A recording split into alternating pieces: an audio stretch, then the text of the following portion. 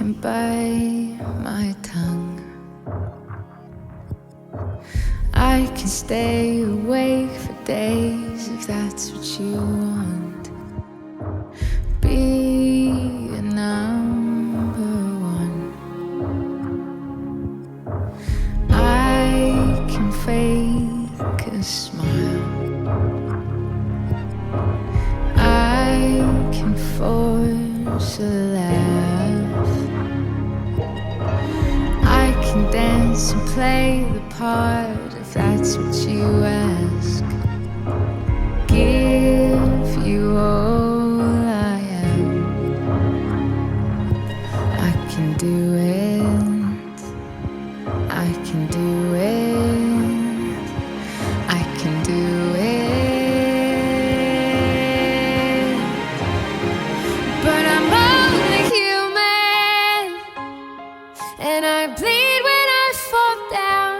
I'm only human, and I crash and I break down. Your words in my head, knives in my heart. You build me up and then I fall apart, 'cause I'm only human.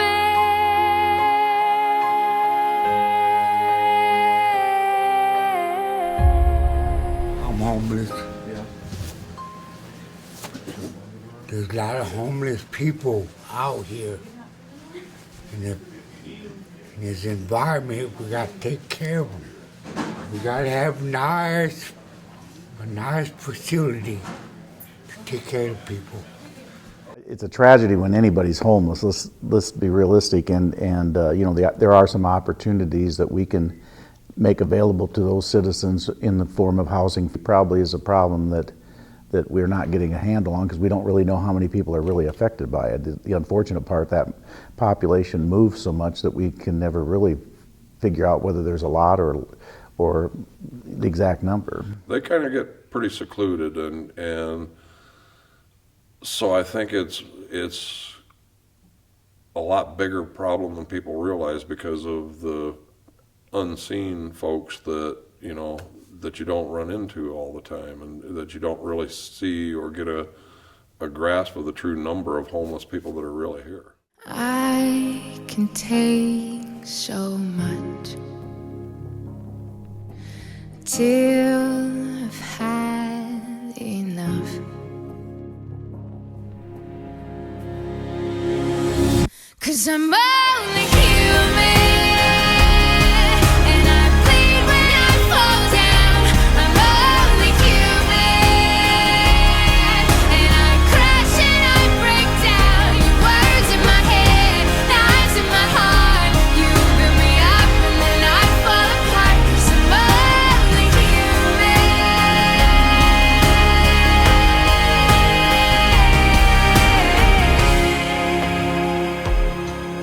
Well, I don't think there's any one way you become homeless. I think, I'm not trying to minimize this, but there are some people that choose that lifestyle, whether I like it or not, whether there's anything that I can do about that or not, that's reality. There are people that, through no fault of their own, through unemployment and those sort of things, you know, lose the place where they live.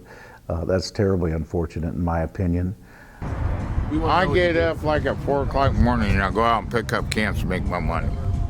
Well, I got a bunch of medical stuff, and hopefully they're going to try to get me back where I can work, well, on disability and SSI, but also try to get me back to construction where I can work at least part-time.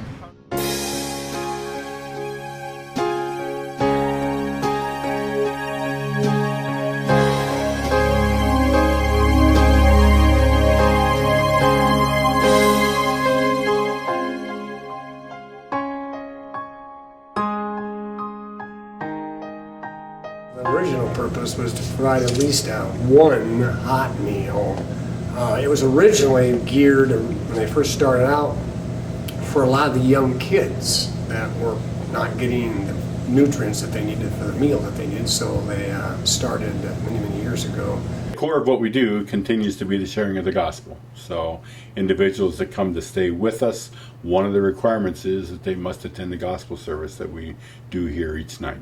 The gospel service itself is conducted by a variety of individuals, churches, youth groups. As long as they are in agreement with our statement of faith, then we allow them to come and share the gospel with our guests.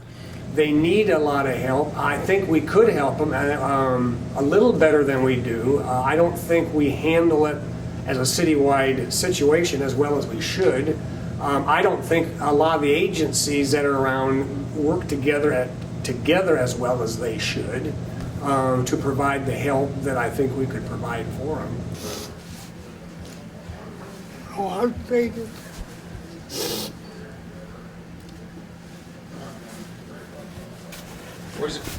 More people to come over here, have someplace to have a sleeping area.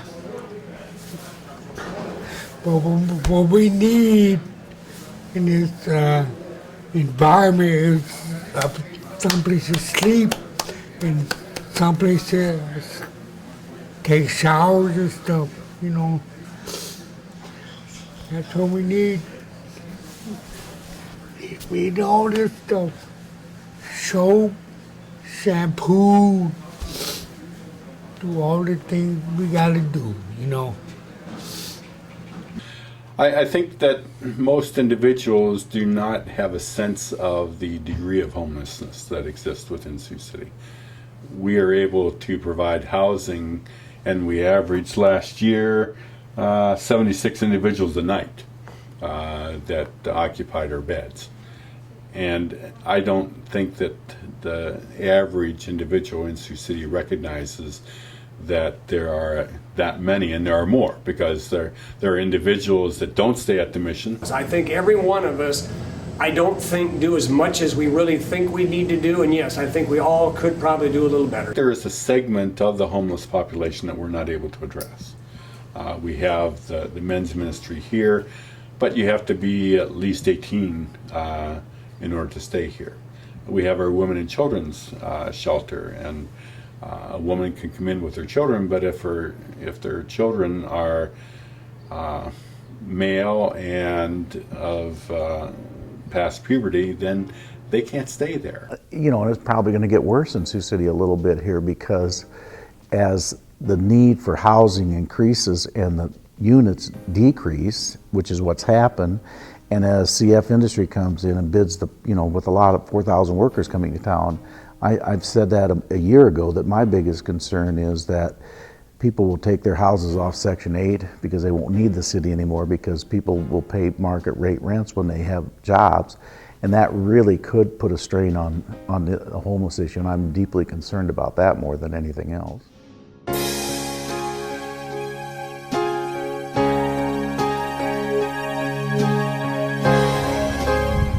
No, he told me I was drunk, and I ain't drink nothing that day yet. Wow. He kept saying I had to leave because I was drunk, and I said, here, call 911 on me. So what? I said, call 911. Give me your cell phone. I'll show you how to call 911. Generally speaking, when we are having interactions or contacts with homeless individuals, it pertains to somebody calling in and reporting a check welfare, somebody who is lying down somewhere that needs to be checked on.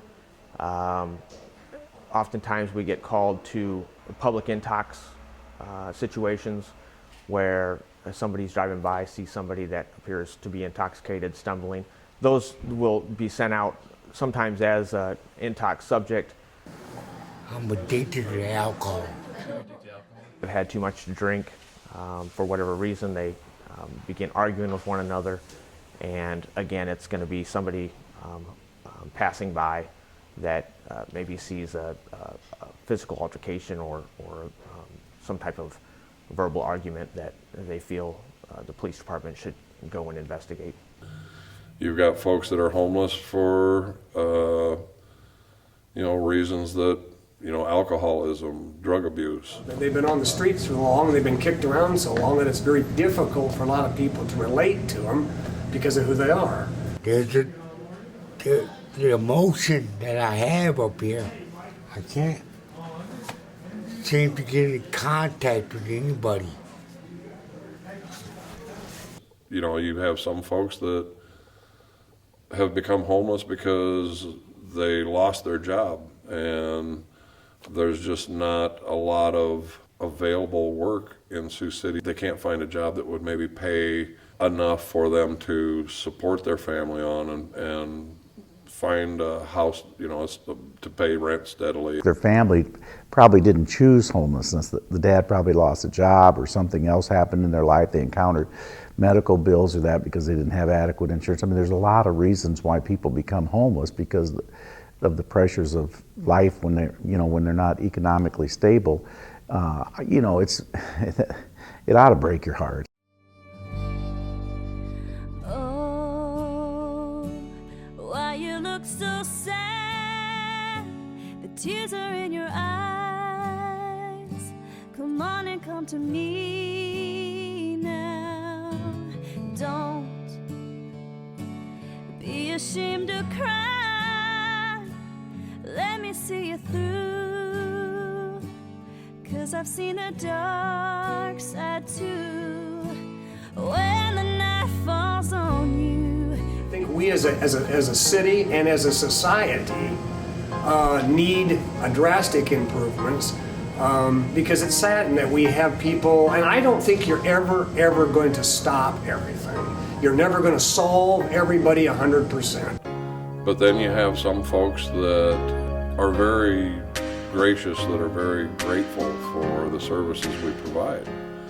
And those are the folks where you can see that you kind of made a difference for them. Those are the folks that you do it for every day. Well, now I gotta be out on the street, but yeah, if I get back working again, I'll get me another four-wheeler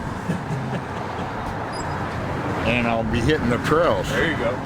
When you're standing at the crossroads and don't know which path to choose, let me come along. 'Cz even if you're wrong, I'll stand by you.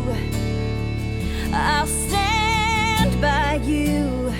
I won't let nobody hurt you. I'll stand by you. Take me into your darkest hour, and I'll never desert you. I'll stand by you.